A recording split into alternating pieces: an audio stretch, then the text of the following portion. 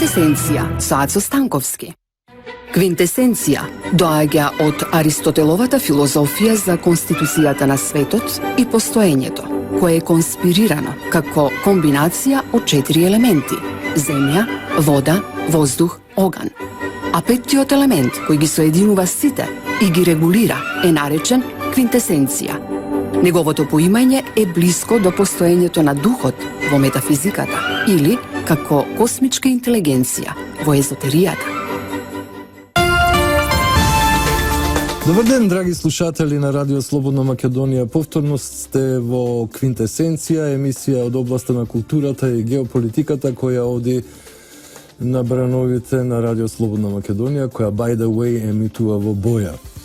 Поради феноменот така наречен синестезија, кој уште од времето на романтизмот е аплициран во филозофската и воопшто мисловната пракса, а веројатно дека автор на таа чудна означница е фамозниот Теофил Готје, еден од најголемите мислители, творци, поети во времето на големите состојби во културата и уметноста, означени со маса врвни поети и уметници, како што беа Бодлер, Рембо, Верлен, Делакроа и така натака, големи луѓе во областа на уметностите. Но, како што знаеме, кога имаме вакви геостратегиски и политички ситуации, уметностите и се ставени некако во сенка. Тоа можам да го приметам затоа што со години, како се развива тој политички дискурс и самите состојби, целата драматика околу политиката во нашата татковина, толку културата станува све послаба, потранспарентна, поневидлива и почнуваат да доминираат одредени квази уметности кои под плаштот на некаков општествен активизам или некаква политичка уметност се наметнуваат низ NGO организациите и други групации како еден вид уметност, но тоа е псевдоуметност која всушност нема ништо друго за цел освен да изгенерира политичка моќ која потоа бидела на акаунтот на одредени структури. Во случајов ние имаме ситуација трепенибле, што би рекле французите, многу тешка ситуација која произлезе од фамозниот 27 април, тој црн четврток, кој ќе остане во македонската историја, прибидејќи имавме крајно несинхронизирано делување помеѓу политичките партии и Сдруженијето за заедничка Македонија, која фактички остана единствен играч на теренот што се однесува до чувањето на македонскиот круцијален интерес, а тоа се сите оние национални интереси кои во последниве 25 години беа продавани, распродавани и така натака. И сега се дојдовме до едно дередже кога веќе самиот народ почнува да ја брани целата кауза на македонството, затоа што веќе гледаме дека сите оние професионални политички играчи се едноставно дискредитирани, ставени се во аут. Меѓународната едноставно е еден силен играч на кој тие не може да му се спротивстават. Нејзиниот авторитет ги надминува сите и едноставно ставени се во многу инфериорна позиција. Јас со години се борам против овој тип на перцепција, кажувајќи им дека меѓународната е само тигар од хартија, дека тоа се балони кои немаат реална моќ, посебно кога народот ќе застане зад вас. Но ете, стравот од меѓународната е преголем. Сега не знам дали се работи тука за одредени механизми на притисок, кои може да бидат заткулисни и невидливи за јавноста, меѓутоа ваквиот начин на дејствување наведува на тоа и ги компрометира комплетно сите кои се откажаа од ова движење. Има тука причини зашто се откажале и зашто не се откажале, меѓутоа јас тоа ќе го елаборирам понатака во оваа емисија и тоа од геостратегиски аспект. Но прво да кажам дека движењето за заедничка Македонија е нешто што до сега не сме го имале во македонската политичка пракса. Вакво нешто е прв пат сега појавено и тоа од народ кој беше акцептиран од страна на меѓународните аналитичари како овца народ, како народ овчодушен, дефетистички настроен, како народ кој нема капацитети да се спротивстави, народ кој трпи, само трпи, и едноставно народ кој не е кадарен да ја спроведува својата колективна волја. Но ете се покажа дека фактички со оваа ситуација со заедничка Македонија нешто сосема друго, нешто тотално неочекувано за меѓународната, и фактички се случи една непозната во целата функција која требаше да биде лесно одработена.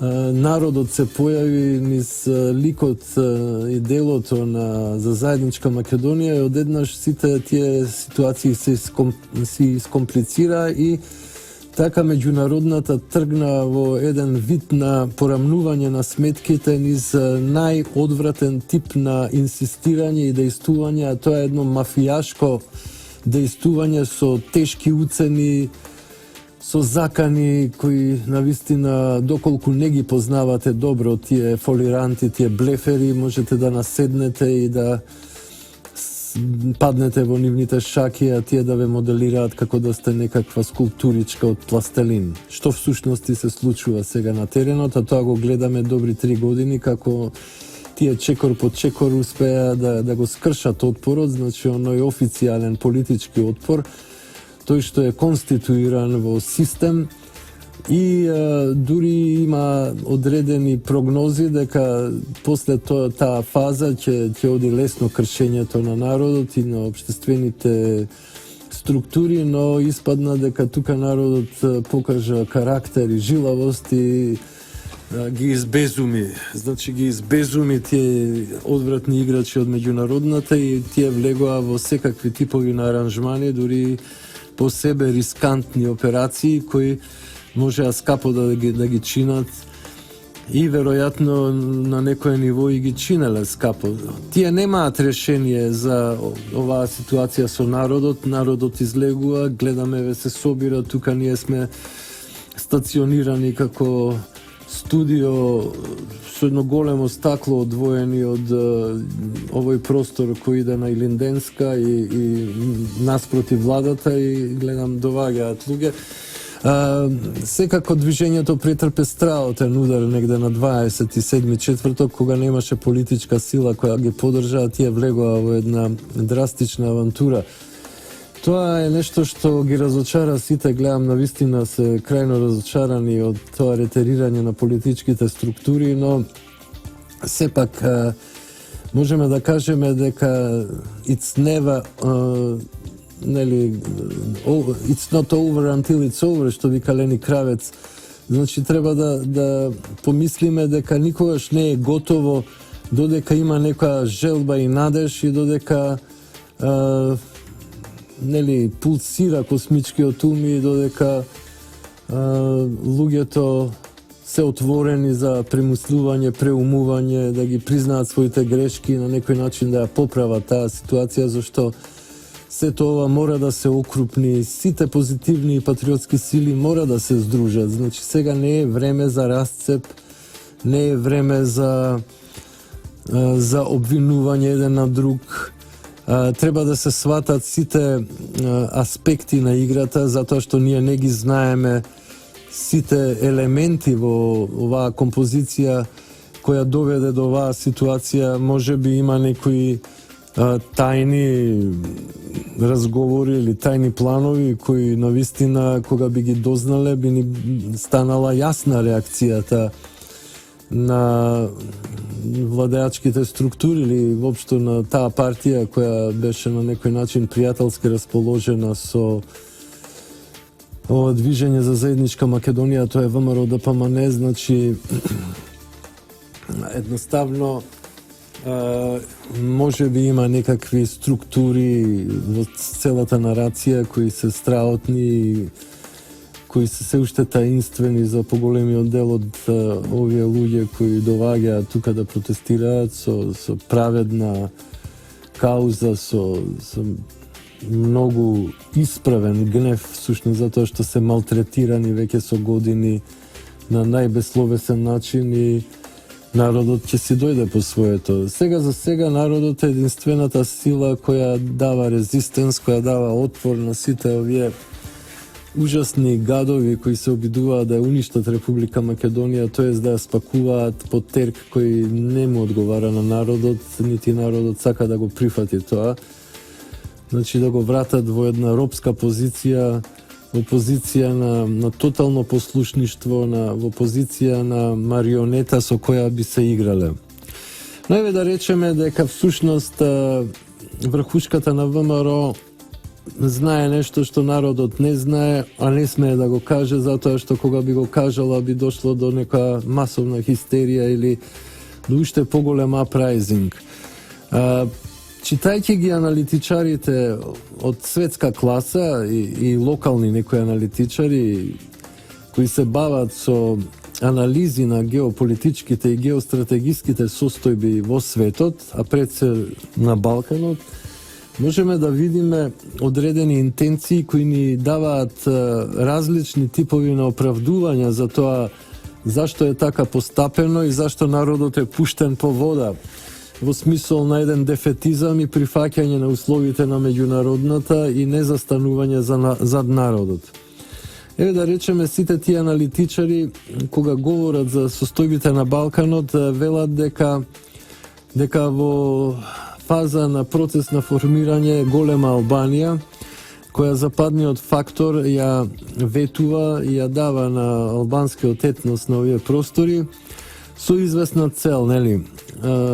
Албанскиот фактор е негов верен послушник и безпоговорен послушник, затоа што веќе доби една држава, тоа е Косово, и секако други принадлежности, но би рекле дека тука се работи според нивна перцепција за еден лојален и стабилен сојузник на западниот фактор пред се на United States of America.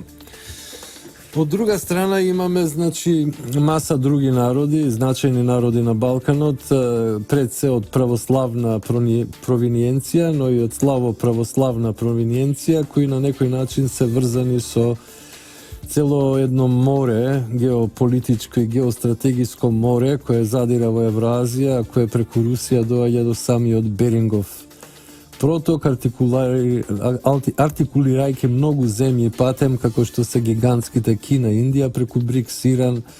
Сега веќе тие се доминантни на Блискиот Исток, видовме дека беа пресуден фактор во решувањето на сириското прашање, кој не е до крај решено, меѓутоа имаме преговори каде што главни учесници се токму Русија, Иран и Турција, и тоа е веќе едно ново сојузништво каде што Америка е заобиколена, а видовме дека Америка е нејака. Америка се обида да интервенира, нели, тогаш што тие изфрлени, испукани 59 томахавк ракети, нивното главно стратегиско оружје, освен атомските бомби и некои други кои се фрлаат од авион, но како проектили ова им е главната ударна моќ. Тие се појавија уште во Заливската војна, а потоа беа применети во војната против СР Југославија, нели, против режимот на Милошевиќ. Тогаш тие има еден јак исполнителен учинок на војно-стратегиски план, но исто така се покажа и како прилично амбивалентно и несигурно оружје во однос на одредена конфигурација на теренот, како што се планинските терени, каде што тешко се контролира нивното наведување, и многу такви томахавк ракети, секоја чини по милиони нешто долари, беа едноставно изфрлени од акција со тоа што падна или удрија во разни брда или во разни макети. Но како и да е, самата ситуација на Доналд Трамп, кој почна да губи на рейтингот пред своите луѓе ради неговата несмасност и неможноста да завладее со системот поради огромните обструкции на неолибералите, кои се покажаа како многу жилави бранејќи ги своите позиции, својата корупција, да речеме, И тој, ветувајќи дека ќе го исуши мочуриштето во Вашингтон DC, всушност заглави во тоа мочуриште до грло, што се вика, и сега предка тука рейтингот почна да му паѓа и мораше да влезе во одредени игри. Во одредени игри на мачоизација, на покажување на одредени капацитети, на покажување на некој мачо образ и така натака, и тоа отиде во ендек. Секако, меѓутоа, еве да се навратиме, да речеме, на она што го направи со испикување на тие 59 Томахавк проектили од бродовите што беа усилени во Сирискиот залив кон фактички кон таа база во близина на Холмс, каде што предизвика минимална штета. Значи, неколку крнти стари авиони беа ставени таму и малце на пистата, тоа беа минимални штети кои беа репарирани за 2-3 дена. Но тој си го поврати малце угледот, го поздравија неолибералните структури и некои јастреби у Вашингтон DC од републиканската партија како Маккейн. И толку, значи, но тоа мислам дека беше договор со Путин, значи Путин да му дозволи, и тоа фамозно јавување, нели, пола саат, тоа сигурно е припремено многу пред тоа, да изврши он некаква акција за да не биде wimp, така да покаже карактер, и тоа се случи, навистина му се дигна рейтингот. Но тамо каде што потврли е фактички играта со Ким Джонг Ун, или така нареченото дебело дете од Северна Кореја, кој испадна многу тврдорев. Значи он се засили тука, сакаше да направи повторно некоја возбуда, некој суспенс по системот сакате војна, еве ви војна, и кога сите уцвика, тој всушност некако неславно ги сврте бродовите за 180 степени и се дистанцира од таа ситуација, па после како компензација правеше некои чудни холивудски вежби на терен со армијата на Јужна Кореја, а воедно дислоцира од Корејскиот залив, од Корејскиот полуостров, од Јужна Кореја 250.000 американски државјани. Но не се осмели да интервенира против дебелото дете од Северна Кореја, зашто дебелото дете извади проектили кои можат, според пензионираните генерали од Пентагон, значи овие актуелните кои се јастреби сакаа нешто да почне тука, но се појавија експерти, искусни, стари, пензионирани генерали кои не се вмрежени, нели, во неолибералните структури. Едноставно му кажа на раководството на Трамп и на самиот Доналд Трамп дека Кореја веќе има проектили, атомски проектили кои може да погодат западната обала, тоест West Coast, и тоа сите градови, значи почнувајќи одгоре од Сиетл или од Орегон и Калифорнија, надоле се до Сан Диего, а тука се големи градови како Сан Франциско, Лос Анджелес и така натака, и доволно еден таков град да се погоди, тоа би била таква катастрофа што ќе блокира целата држава. Тоа е пред се хуманитарна катастрофа и самиот ефект психолошки од нападот би бил страхотен. Од друга страна, самиот Ким Джонг Ун евакуира некои 600.000 луѓе од Пјонгјанг во разни атомски скривници, очекувајќи го првиот напад на американските системи. Во секој случај, доколку би се случило да почнат да разменуваат нуклеарни боеви глави Америка и Северна Кореја, тоа не би останало изолирано. Тука веќе Кина и Русија ќе ја попарат Америка и тоа ќе биде фактички еден страхотен пораз за американската империја. Во секој случај, ова што се случува е само еден показател дека американската империја е на стаклени нозе, дека таа веќе не може да обстојува и дека нејзината болест, нејзиното губитништво, нејзината десолуција резултира со разни операции кои ќе бидат фатални или страшни по малите народи кои за нив се сува храна.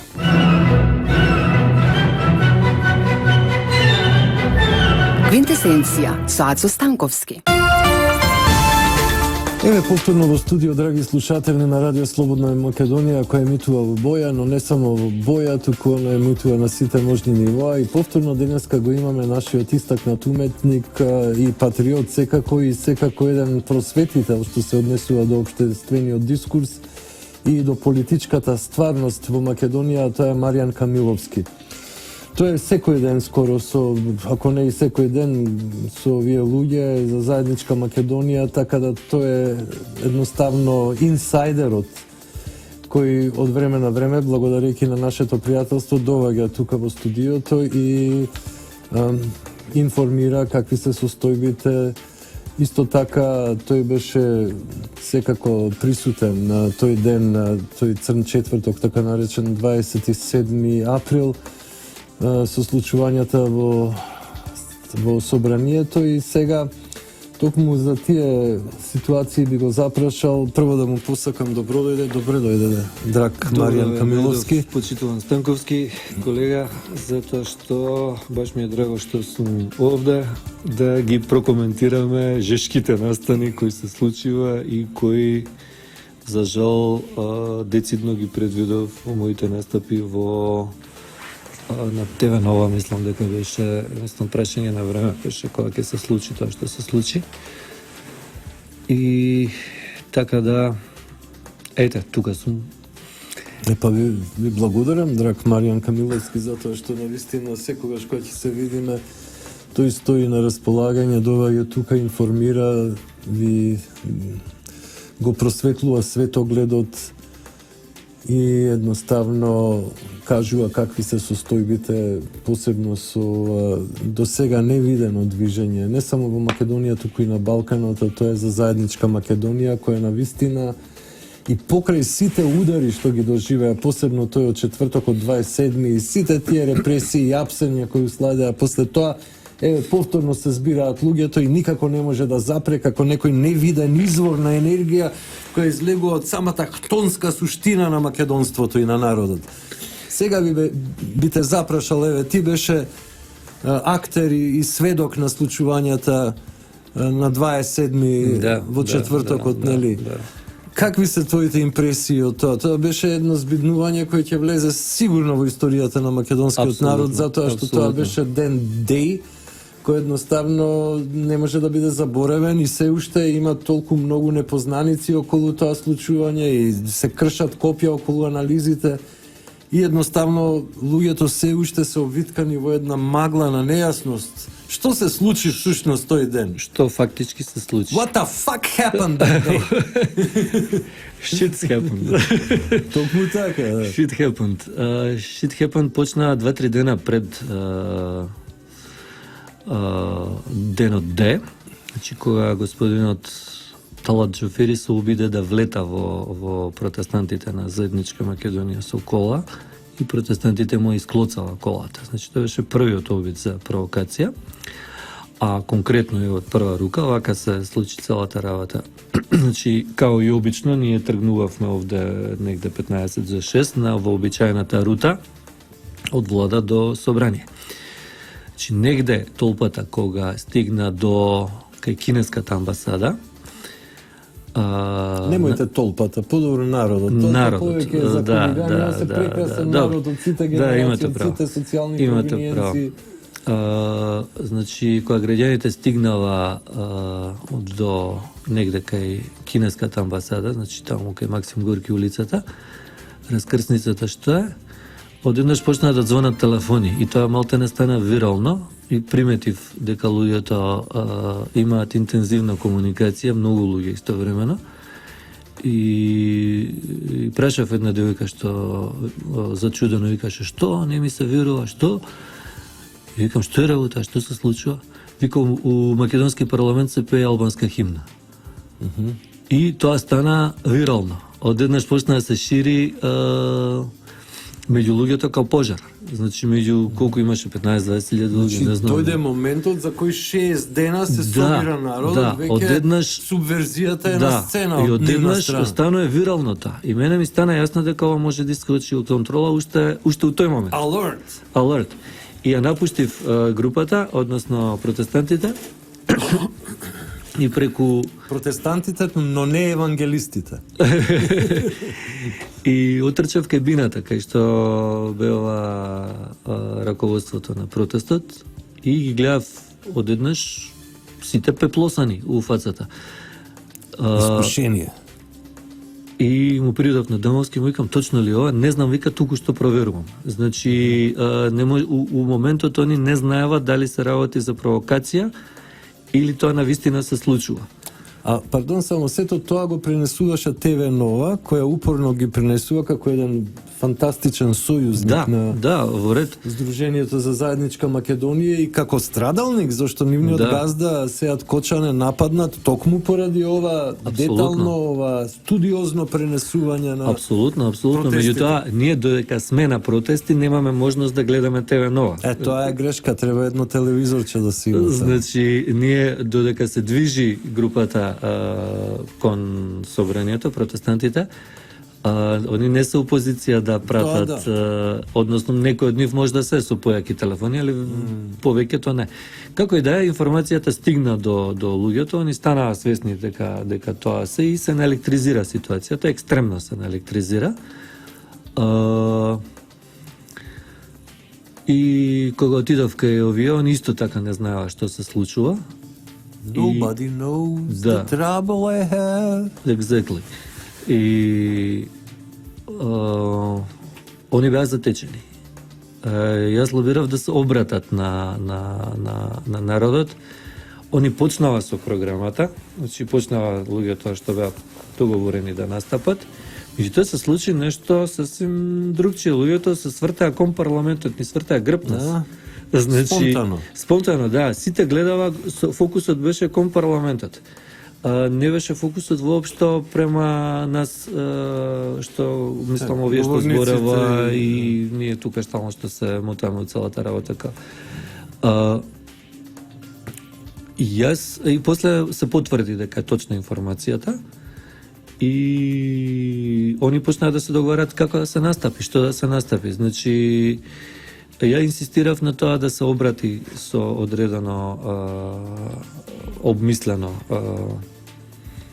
соопштение или у однос на дадената ситуација и додека ние се расправавме, одеднаш се ускомеша народот и ја не ми беше јасно што се случува и нели пошто сум висок, јас се качив на една скала само и што да видам, веќе беше пробиено десното крило на оградата. Значи, од десната страна гледано од наша гледна точка, беше пробиено. И им кажав, луѓе влегуваат луѓева.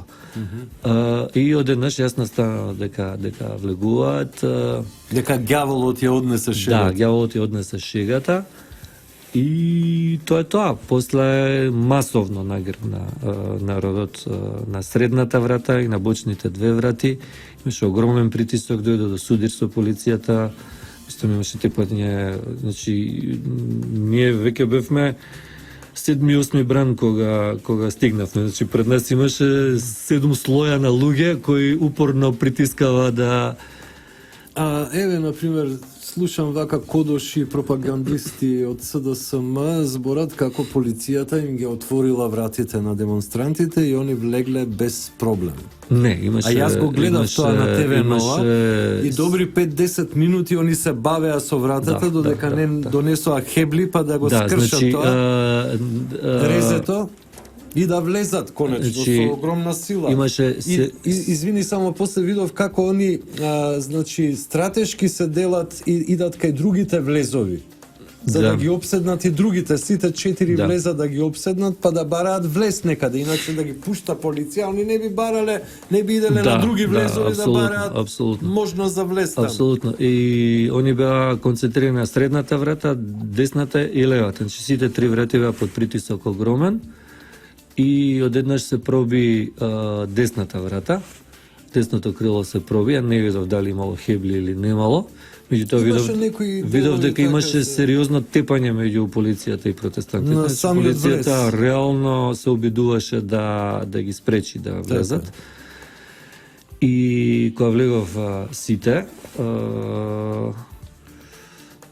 влегов и ја нормално, влегува и овие од раководството, ние се упативме кон главната сала. Што викат каде сите турци гола се. Да, и сега кога се влезе у главната сала, тука беа присутни претениците на ВМРО, меѓутоа сите други беа збришани као глувци, негде беа сокриени по тоалети, по не знам што, мислам. И тука се дискутираше да се обрати некој, да даде одредено политичко соопштение, затоа што мораше тој упат на народот да добие политички легитимитет.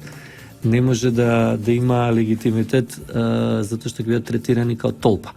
И тука се потврли, затоа што луѓето не знаева како да реагираат на оваа ситуација и не беа спремни ниту раководството, ниту било кој да стави одредени политички барања на маса и стварите отидова у Ендек. Значи, очигледно немавме искуство со една ваква ситуација, иако беше апсолутно спонтана реакција на народот. И сега што се деси умеѓу време, додека се седеше доле и се дискутираше што да се прави, додека одредени луѓе се обраќава, се обидува да ги смират ситуациите и на електризираната атмосфера, одеднаш горе се слушна експлозија.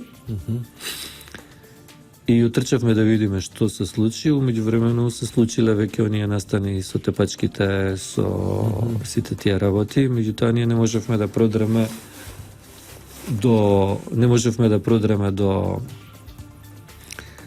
горе, затоа што полицијата веќе почна да ги истиснува луѓето назад и тоа беше тоа.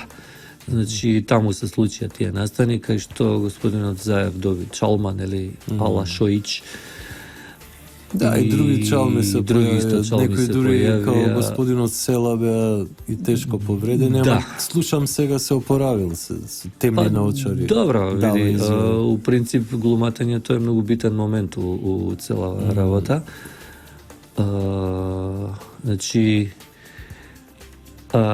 мора да кажам, според оноа што го гледав и според оноа што у принцип главниот виновник е Зоран Заев, кој што наредил да се впери оружје и да се пука во протестантите, кои веднаш го разоружеле полицајецот и тогаш фактички дошло ги натепале, да, бидејќи да не реагирал така, стварите ќе завршеле на псуење и на урлање, меѓутоа не со насилство.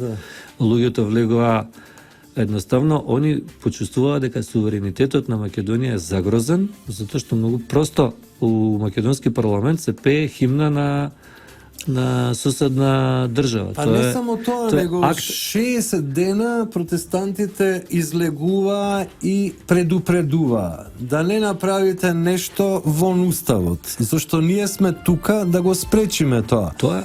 Меѓутоа, има доста критицизам, да речем, од страна на македонските граѓани, патриотски ориентирани, зашто пратениците на ВМРО седеа од страна како пингвини и не интервенира со своите тела, со својата енергија, да речеме, не мора да ги тепаат пратениците од СДСМ и од албанските партии, но едноставно да го оневозможат тој ритуал на избирање на председател на собрание, да ги искинат тие карти и да се закошкаат малце, ништо страшно, така? Да, ни прв ни последен пат. Зошто тоа не го направија? Туку го оставија народот да влезе, а потоа народот го пуштија по вода. Тоа се деликатни ситуации кои треба да се обмислуваат. Апсолутно деликатни ситуации.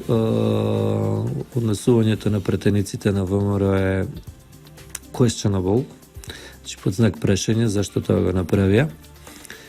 Многу луѓе се гневни поради тоа. Они сматраваа дека нивна должност беше да, па макар и да се испотепаат, затоа што пеење на туја химна у парламент и ставање на застава окупација. Е окупација. Точно така. Значи, они викаат дека пучистичка била новата влада,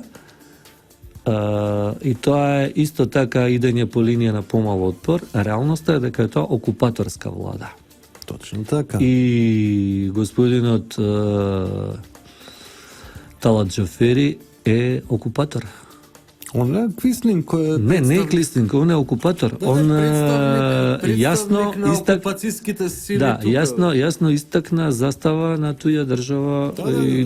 Србите ни се смеат, вика, чива е таа држава, вика, македонска или албанско-македонска. Значи, тоа не доаѓа у обзир. Меѓутоа, стварите, види, мора да се артикулираат правилно. Ако не се артикулираат правилно, значи, они почнуваат да работат. Значи, вие ако ги етикетирате нив како пучисти, тоа има многу помала тежина него као окупатори.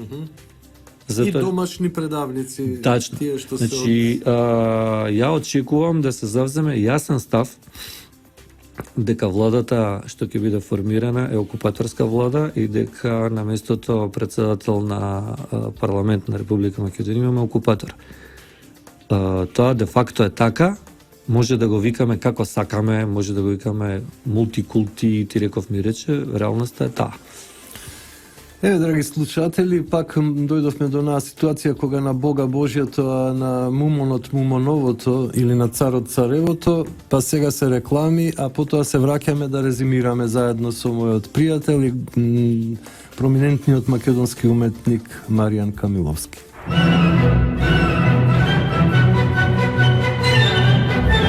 Квинтесенција со Ацо Станковски.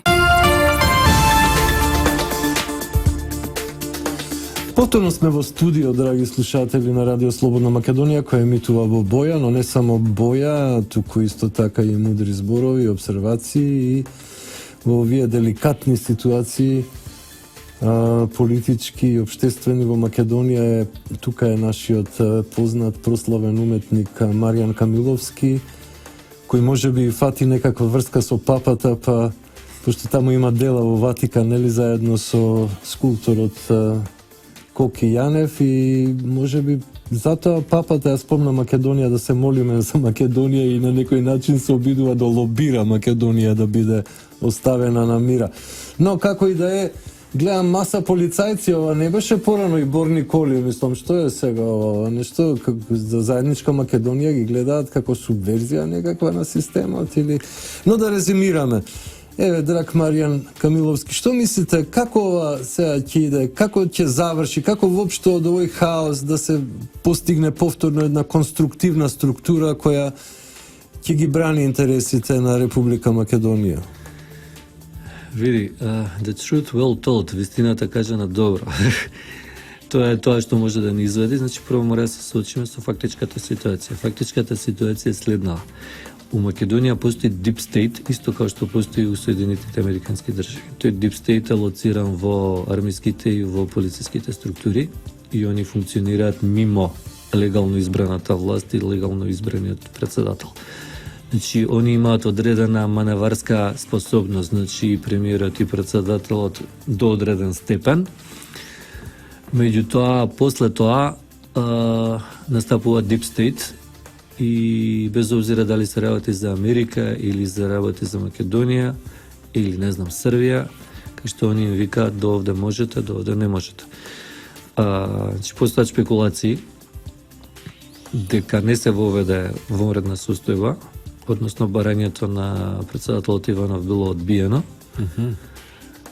наводно од Уставниот суд, демек немало услови за овакво, меѓутоа исто така постојат спекулации дека одредени генерали кои биле на брифинг у Вашингтон имаат одбиено субординацијската послушност. И сега колку е ова точно не знам, меѓутоа како и да е, овој пуч што се деси е изведен од тие структури. Мислам, тоа се гледаше и по нашето изфрлање од парламентот, кај што дојда овие ЕБРД. И тоа е тоа.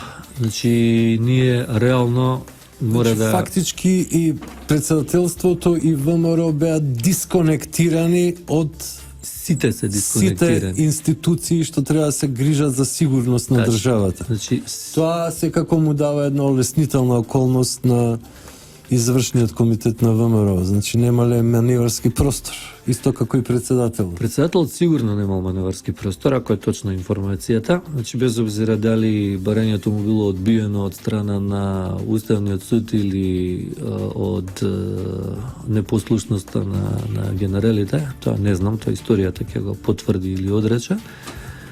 Меѓутоа, ВМРО, извршниот комитет, мислам дека Deep State се има инфилтрирано длабоко во структурите и дека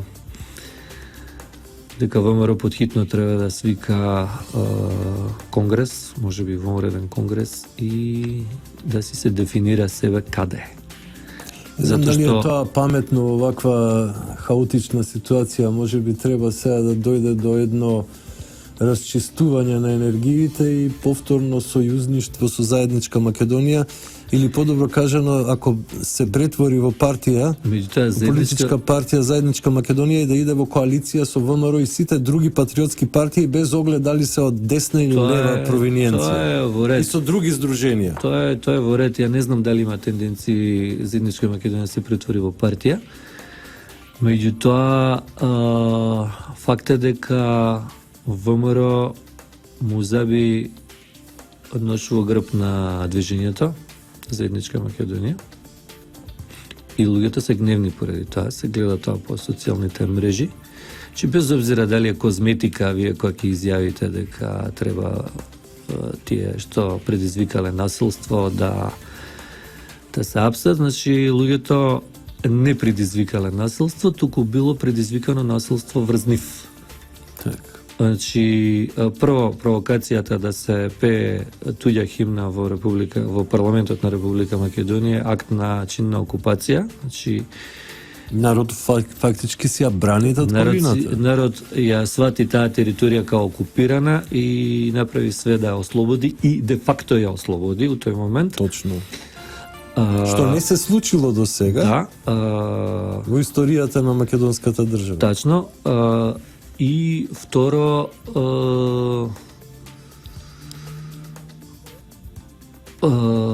актот на вперување пиштол во граѓаните е директната причина за насилството. Значи, насилникот е Зоран Заев и неговото обезбедување, а овие реагирале постфестум на провокацијата. Од оноа што можам јас да го заклучам од снимките што ги гледав, бидејќи не бев горе, доле немаше никакво насилство, немаше ништо. Инаку, само да ве прекинам, да беше тоа тенденциозно, да сега ќе беа сите тие веќе починати, така народот ќе ги убиеше, значи, пошто тие баш гледав на тебе нова, како се обколени, како некакви животинки со кокорени очи, со отворени усти, бараат милост и се немочни, готово више. А народот застана ги гледа само. Народот немаше намера да ги линчува. Немаше намера воопшто да ги линчува, само да ги опомене, да им каже еј, што правите ви? Народот денеска вика требаше да ги линчува. А посвестум, да. Значи, после свадба тапане, после глуматењето на Заев дека е жртва, дека он бил спремен да му опрости на македонскиот народ. На кого ве ќе опрашташ ти, бе? Несреќо. Глеј, за Заев знаеме дека секои 5 минути ги менува ставовите и дека Не, пази, се работи за манипулативна стратегија. Најопасната стратегија е стратегијата на жртва. Значи, он сега добива аура на некаков Ганди овдека. Мислам, Ганди не бил претепан од собствениот народ. Туку било едноставно било каков квислинг или било каков еден словенички портал домашен предавник. Многу фин наслов даде. Вика, кога собствениот народ ќе ве претепа, не можете да бидете негов водач. Можете да бидете само негов предавник. Апсолутно.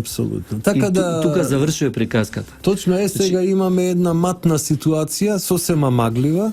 Никој нема кредибилитет во ситуацијава да превземе водство врз државата, секако, ако не е тоа насилно преку длабоката држава, но народот единствен суверен кој има право да одлучи за државата. Или дајте му избори, или ќе има нов напад, ќе се соберат 100-200 илјади луѓе, тоа ни една полиција и ни една војска не може да го одбрани. Не може тоа никој да го...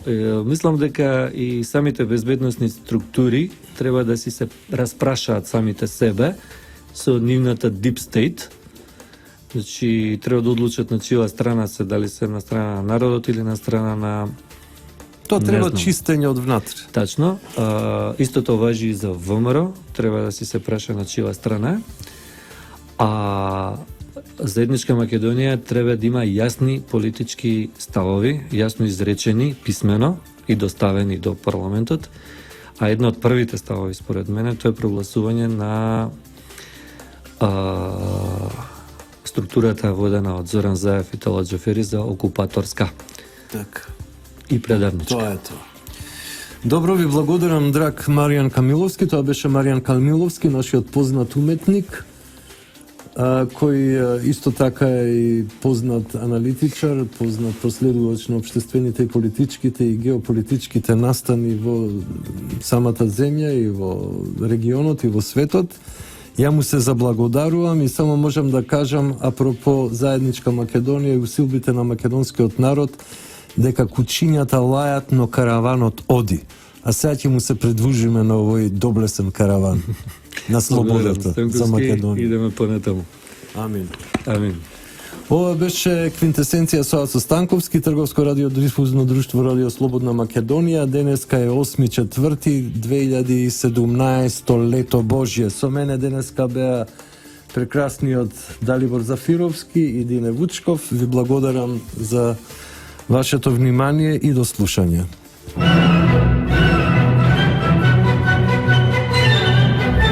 Квинтесенција со Ацо Станковски. Квинтесенција доаѓа од Аристотеловата филозофија за конституцијата на светот и постоењето, кое е конспирирано како комбинација од 4 елементи: земја, вода, воздух, оган. А петтиот елемент кој ги соединува сите и ги регулира е наречен квинтесенција.